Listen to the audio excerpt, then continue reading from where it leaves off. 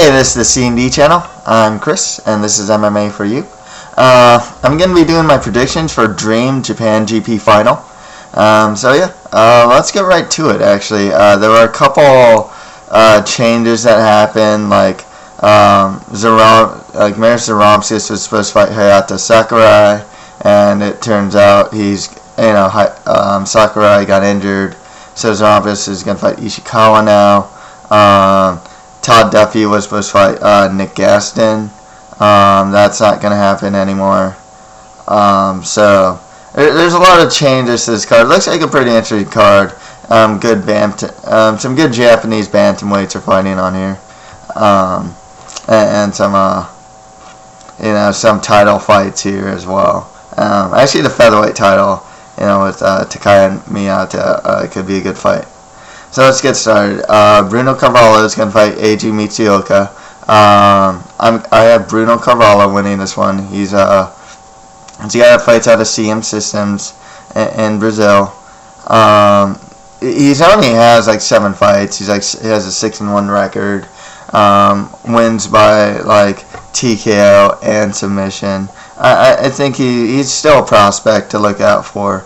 I got Bruno Carvalho winning this one. Next fight after that, we have Drew Fickett versus Tatsuya Kawajiri. Drew Fickett did not good. I mean, he looked good against Brian Cobb, but it's one of those things where it's like in MFC, but I don't know what happened here. I mean, seriously, Drew Fickett takes Brian Cobb's back for like the whole first round, gets swept. Cobb just throws some punches all of a sudden, he lost by TKO. I'm like, makes me wonder about him mentally. And with a guy like Kawajiri that's just going to put the pressure on you. And it's not like Fickett's like Gilbert Melendez or anything like that. I think Kawajiri, he might even try and I can see him try and keep the fight standing. I can see him get takedowns in here and just attempt to pass guard or something. He's just going to put a lot of pressure on here. So, yeah, I got Kawajiri winning this one. Next fight after that, we have Tatsuya Mizuno versus Trevor Prangley. I'm not impressed by Mizuno. He beat Manouf, but, and he's fought, like, heavyweights like Sergei Karatanov and whatnot. But for the most part, his record's like 8-7. He hasn't really fought anyone that's that good, or beaten. He hasn't beaten anyone that's great. Trevor Franklin, he's coming off a loss to like Roger Gracie or Hoger Gracie. He beat Keith Jardine at 205. Lost to guys like Tim Kennedy. But he's pretty solid and very well traveled as well. I just have Trevor Prangley winning this one. Prangley's strength is mainly trying to take this to the ground too. Serviceable stand-up, probably better than that actually. I might be underestimating him there. I just have Trevor Prangley winning this one.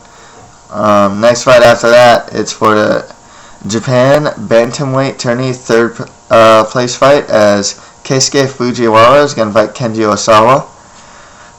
This one's pretty tough for me. Both these guys have lost to Masakazu Imanari. He's going to fight in the finale.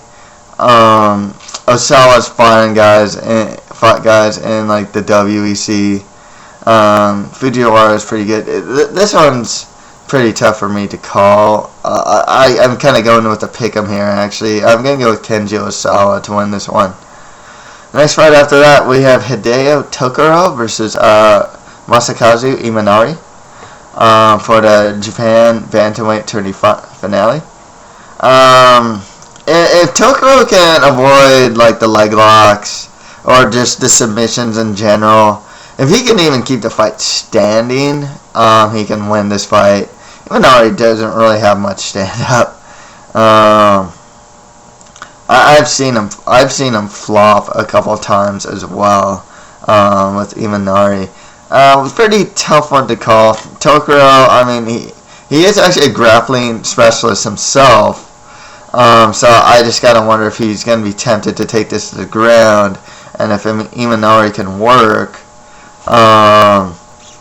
You know what, the way in Japan, the way they judge it, submission attempts do count for a lot. Or if Tokoro keeps the fight standing, he can win the fight there. I kind of see. I'm leaning towards Imanari. If he takes the fight to the ground, or if Tokoro takes the fight to the ground, I can see Imanari working maybe an arm or a leg. Maybe not get it, but the way Japanese judging works, very different from American judging, is, you know, if you're working for a submission and trying to finish the fight, you'll win the round,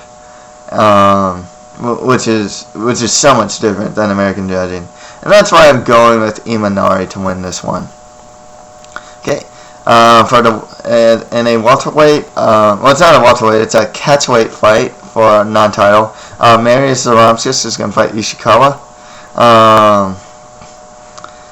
I got Zaromskis winning this one with superior stand-up. You know, a guy taking a fight on short notice versus a guy with superior stand-up. Even Zaromskis versus Sakurai, I would have picked Zaromskis to win this one as well. So yeah, got Marius Zaromskis to win this. Okay, and for the featherweight title, we have Hiroyuki Takaya versus Kazuyuki Miyata. Miyata is like a suplex machine. I remember his fight against Carvalho, his last fight.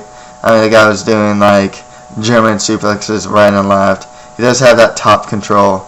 Takaya is a guy that beat guys like Viviano Fernandez, you know, Joaquin Hansen, who doesn't look that great in featherweight.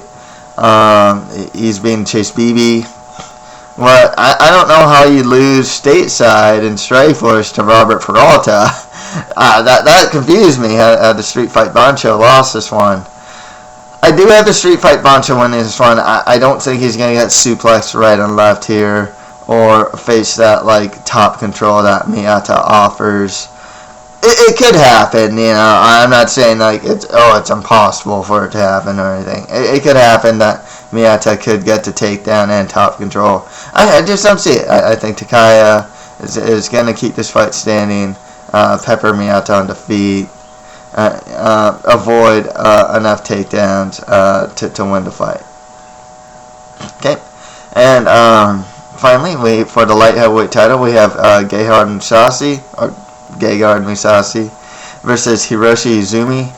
Gotta go with Mousasi here. I don't even know what the Izumi's doing here.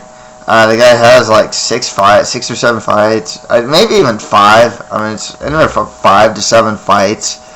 Versus Mousasi, it was like, you know, just 20 to 30. You know, I mean, you know, it's experience mismatch here. And let's face facts, it's really hard to find a good light heavyweight in Japan. I mean, you just don't see them, you know.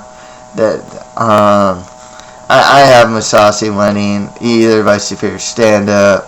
He might even submit the guy, and really any way he wants. Just the experience edge right here. I mean, this is a guy who's so experienced, who's fought a lot of guys, stateside and in Japan, you know, versus a guy who has less than 10 fights. I mean, you gotta go with Mousasi here.